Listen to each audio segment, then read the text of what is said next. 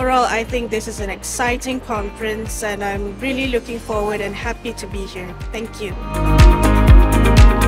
We have people with technical background, with legal background, with philosophy background, so I think that is an excellent opportunity to exchange ideas, to see different perspectives. So very excited about yesterday and also about the upcoming conference that we have today.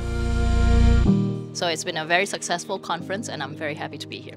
Great people, great friendship, great connections. It is the most important.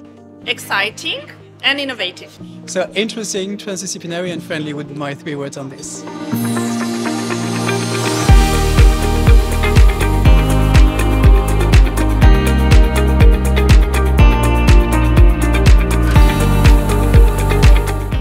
I wasn't, for example, surprised to hear about quantum AI in this conference. So it's a nice gathering of different expertise, high-level expertise.